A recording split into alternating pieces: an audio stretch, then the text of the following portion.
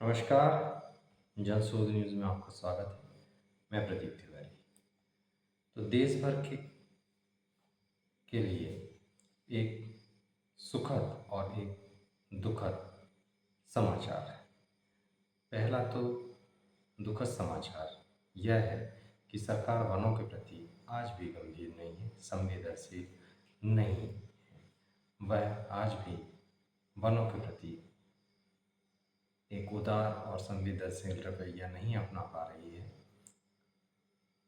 जिसके कारण देश और पूरी दुनिया को परेशानियों से दो चार होना पड़ रहा है। दूसरी ओर सुखद खबर यह है कि अब भारत के लोग पर्यावरण के प्रति जागरूक हो गए हैं, सचेत हो गए हैं और वनों के विनाश का पुरजोर विरोध कर रहे हैं। हालिया वाकया खलंगा और भोपाल के शिवाजी और तुलसी नगर का है। खलंगा में सौंग बांध से पानी लेकर एक जलाशय बनाने की योजना सरकार की थी।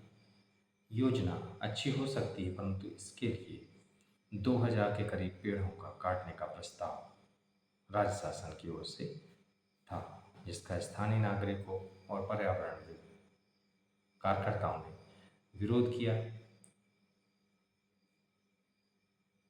स्थानीय नागरिकों के समूह ने, जो कि विरोध कर रहे थे, उन्होंने यह प्रस्ताव दिया कि पास में ही द्वारगांव है, जो कि बंजर क्षेत्र है। यह जलाशय वहाँ भी बनाया जा सकता है, वहाँ पर पानी की कमी भी है और इससे वहाँ के क्षेत्र को लाभ पहुँचेगा। सरकार फिलहाल नागरिकों के प्रस्ताव पर विचार कर रही है। इसी तरह दूसरा मामला भोपाल का है।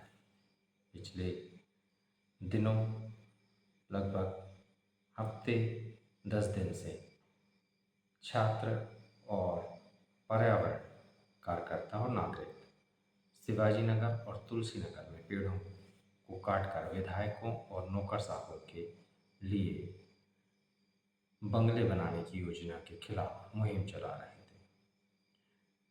नए भोपाल के पुनर्घनत्वीकरण योजना के तहत पेश किए गए प्रस्ताव का पर्यावरण संरक्षण का हवाला देते हुए राज्य शासन ने फिलहाल खारिज कर दिया है।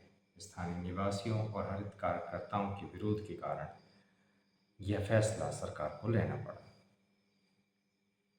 सोशल मीडिया एक्स पर राज्य के नगरीय प्रशासन और विकास मंत्री कैलाश विजयवर्गीय ने कहा कि नए भोपाल की पुनर्घनत्वीकरण योजना के पर्यावरण संरक्षण और क्षेत्र में विद्यमान वृक्षों को देखते हुए प्रस्तुत प्रस्ताव को संपूर्ण विचार के बाद अस्वीकृत किया जाता है और अन्य वैकल्पिक स्थानों की परिरक्षण के निर्देश दिए जाते हैं। नवीन प्रस्ताव हेतु प्रारंभिक स्तर पर नागरिकों और जनप्रतिनिधियों से विचार विमर्श भी किया जाएगा, ताकि आगे इस तरीके के विवाद की स्थिति न उत्पन्न हो। सरकार पुनर्घनत्वीकरण योजना के तहत भोपाल शहर के शिवाजी नगर और तुलसी नगर में मौजूद निर्माण को हटाना चाहती थी और इस इलाके को एक सिस्टमेटिक डेवलपमेंट की तरीके से वो इसे डेवलप करना चाहते थे। भोपाल के सैकड़ों निवासियों ने इस परियोजना में कटने वाले 29,000 पेड़ों के करीब 29,000 पेड़ों को बचाने के लिए हाथ मिलाया और जीत हासिल की। यहाँ के निवासियों को यह डर था कि इस परियोजना के कारण, वीवीआईपी बंगलों के कारण इस जगह में जो पेड़ मौजूद हैं उनको काट दिया जाएगा, क्योंकि पहले भी भोपाल वासियों के ये कटु अनुभव रहे। इसी कारण पिछले 10 दिनों से नागरिक, छात्र और पर्यावरण कार्यकर्ता शिवाजी नगर और तुलसी नगर में पेड़ों को काटकर विधायक और नौकरशाहों के लिए बंगले बनाने के प्रस्ताव के खिलाफ अभियान चला रहे थे। यह क्षेत्र फिलहाल हरित क्षेत्र है।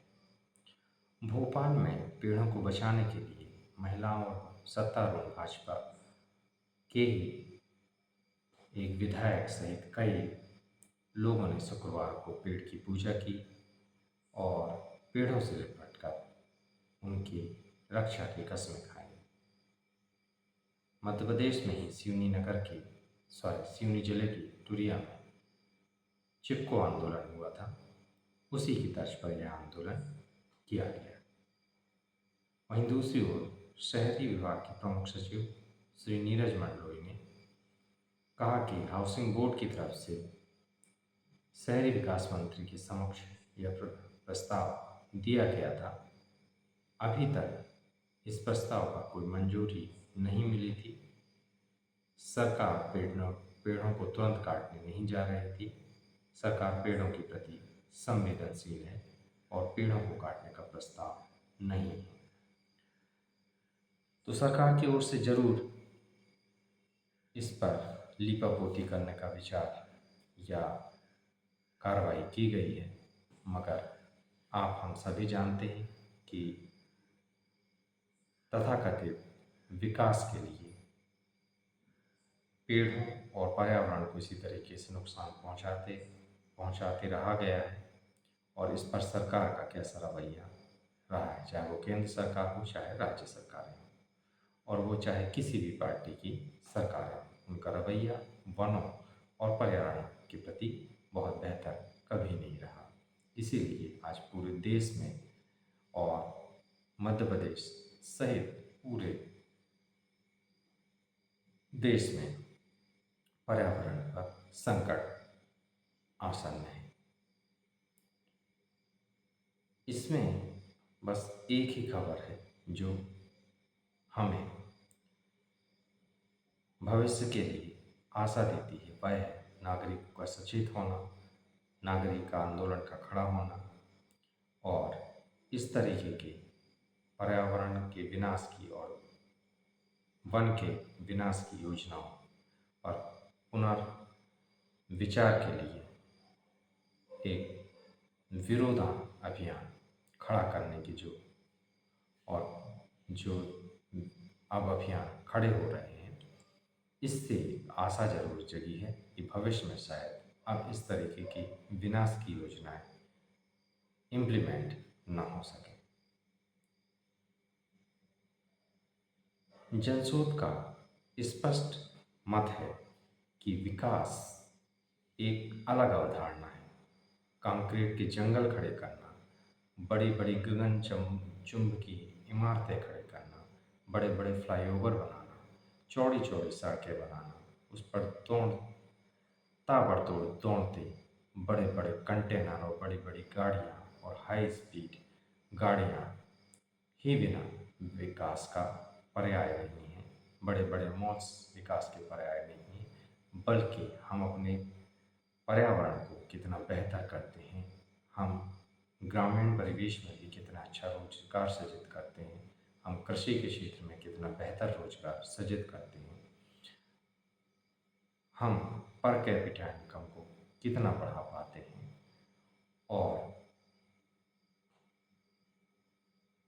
इन्वायरमेंट को, वातावरण को कम से कम नुकसान पहुंचाते हुए हम विकास को कैसे गति दे पाते हैं। वास्तविक विकास यही है। मूल अवधारणा की ओर लौटना पड़ेगा और हमें विकास की दिशा बदलने की आवश्यकता है और उसे बदलना ही पड़ेगा। तभी जब हम होंगे तो कल होगा। बेखौफ पत्रकारिता और बुलंद आवाज़ को चुनना चाहते हैं तो लाइक और सब्सक्राइब करना ना भूलिएगा। देखते रहिए जनशोध। नमस्कार।